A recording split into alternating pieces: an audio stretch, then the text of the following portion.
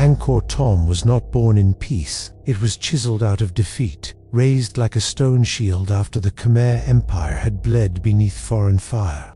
In 1177, the Khams swept across the Mekong like a tide of spears, burning the royal city to ash.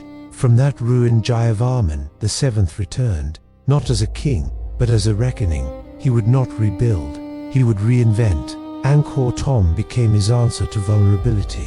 Not a city, but a fortress of belief in stone. It stretched across 9 square kilometers, wrapped in a moat as wide as a river, guarded by walls 8 meters high and faces that never blinked. Every gate was a sermon, every temple was a sword. Yet behind its grandeur, the city pulsed with urgency. Blacksmiths worked by firelight, monks whispered prayers before battle. Children played near reservoirs that might one day be trenches, and above them all, the divine smile of the Bayon stared out, eternal and unmoved. This was no golden age. This was survival carved in sandstone. Welcome to Angkor Thom, the last breath of a dying empire, whispered through stone faces that never forgot the cost of silence. Part 1. The City of Faces and Fire. The sun was a dim ember behind a veil of storm clouds, as the first rays struggled to penetrate the heavy air above Angkor Thom. The city rose like a stone titan from the choking jungle, its walls blackened by time and battle. Here, every block of sandstone was more than rock. It was a whisper of power, a scream of defiance carved into the faces of gods and demons alike. Jayavarman VI's masterpiece was no mere capital. It was a fortress born of fire and fear, forged from ashes left by invasion and betrayal. The gates loomed immense, their stone guardians devas and asuras locked in eternal combat, frozen in a silent war across time. These figures were not merely decoration. They were sentinels of faith and fury, eyes forever watching over a city that thrived on sacred terror. To cross beneath their shadow was to step into a realm where divinity was law and survival was religion. Within the walls, the city was a labyrinth of rituals, sweat, and whispered prayers. Blacksmiths hammered iron into weapons and tools beneath the smoky canopies of timber huts. Water flowed through elaborate canals and reservoirs, engineering marvels that channeled the life-giving Mekong and Tonle Sap waters into fields of rice and into the heart of the city's defenses. But the same waters could flood without mercy, turning streets into rivers of mud and corpses.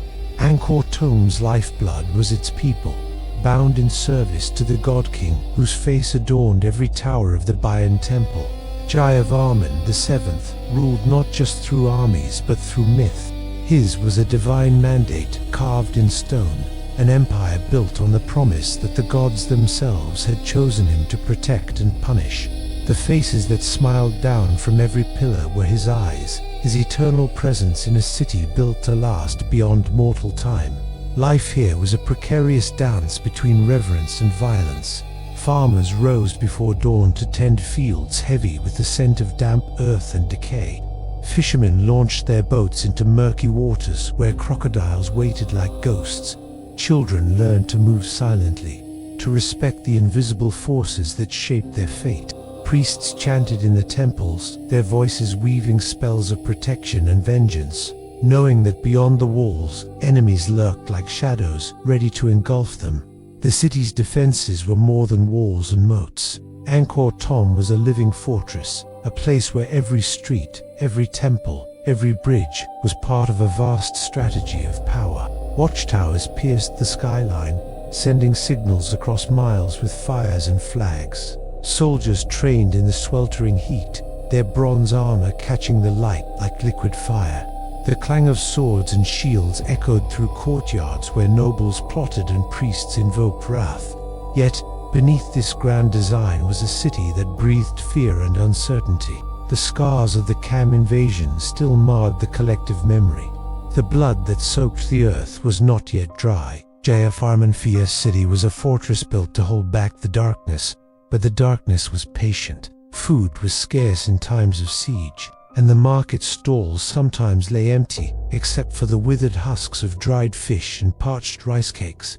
the scent of burning incense mixed with the stench of disease and death. Families gathered around smoky fires, sharing stories of gods who walked among men and warriors who fell like rain. Life was survival, survival was ritual, and ritual was the fragile thread holding the city together. At night, when the jungle crept closer and the faces on the Bayon stared down through flickering torchlight, there was a quiet terror in the air. Shadows stretched long across cracked stone. The gods were watching, but so too were the ghosts of those lost to war and famine. The city held its breath, caught between hope and despair. The siege machines of the Khmer kings were formidable, but so was the jungle that would one day reclaim the stones. Angkor Thom was a fortress of stone and spirit, built to outlast armies and empires.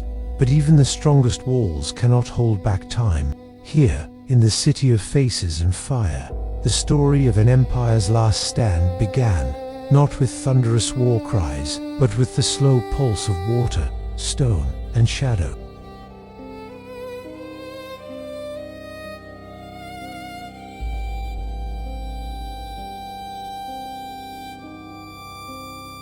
Part 2.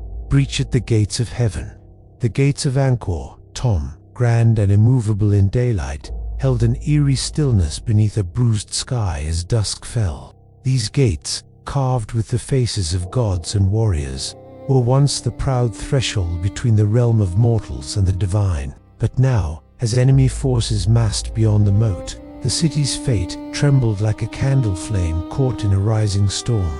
For centuries, Angkor Thom had been the bastion of the Khmer Empire, a citadel where the sacred and the brutal merged into an impenetrable fortress. Yet the city was not merely a stone enclosure, it was a living, breathing organism, vulnerable to the slow rot of politics, famine, and war. The great king Jayavarman VII had envisioned a city that could withstand any siege, but time and fate had begun to unravel even his iron will. Within the walls, life pulsed with desperate urgency. Soldiers sharpened blades under flickering lantern light, their faces hard as the stone statues looming above them. The air was thick with the scent of sweat, incense, and something dark of fear. Each patrol along the ramparts scanned the jungle shadows for flickers of movement. The enemy had learned to mimic the jungle's silence, slipping close enough to whisper their threats. The common people, farmers, artisans, priests lived on the razor's edge between ritual and survival. Markets dwindled as the city prepared for the long winter of war. Mothers soothed children with murmured prayers to Avalokiteshvara, the compassionate Buddha whose many faces watched silently over the city. The water reservoirs, once a symbol of abundance, were carefully rationed as drought and siege strangled supply lines. Yet, even as the city braced for war, there was a stubborn pulse of defiance. The Bayon temple's towering faces, carved into stone with knowing smiles, seemed to watch over every heartbeat and breath. To the people of Angkor Thom, these faces were more than stone. They were the city's soul, its silent witness, its eternal guardians. Outside the walls, the enemy army, composed of rival kingdoms hungry for power and revenge, prepared to shatter the city's illusion of invincibility. Siege engines groaned under the weight of stone and flame. Arrows darkened the sky like swarms of angry insects. The jungle held its breath as spears glinted in the dying light. The battle for Angkor Thom was not fought with heroic charges and glorious victories. It was a grinding, brutal siege. Day bled into night, and back again. Fires illuminated the walls like hellish beacons. Desperation seeped into every corner of the city. The sacred rituals continued, not as acts of faith alone, but as desperate acts of will to hold back the inevitable. When the gates finally cracked under the enemy's assault, it was as if the city itself screamed. Stone statues toppled, their faces shattered, silent witnesses to the chaos below. Soldiers clashed in blood-soaked streets, where even the temples could not shield the innocent. The divine smile twisted into a grimace as the invaders surged forward. Within the chaos, tales of courage flickered like dying embers. A priest who defied death to protect sacred relics, a mother who hid her children beneath the roots of a banyan tree, whispering ancient prayers. A warrior who fought to the last breath beneath the carved faces that once promised protection. These stories were etched not in stone, but in the hearts of survivors. As the invaders breached the final walls, the jungle began to reclaim what once had been lost. Vines strangled stone pillars, moss-covered shattered idols, and the once mighty city faded into legend. Angkor Thom was no longer a fortress, it was a ghost, a reminder of an empire's twilight. Yet, in the silence that followed, the stone faces remained, silent, eternal, watching over a land that had seen gods and kings rise and fall. The city's breath slowed but did not cease. Its story, whispered through time, is a testament to human ambition, resilience, and the fragility of power. Until next time, stay safe, and see you in the next history.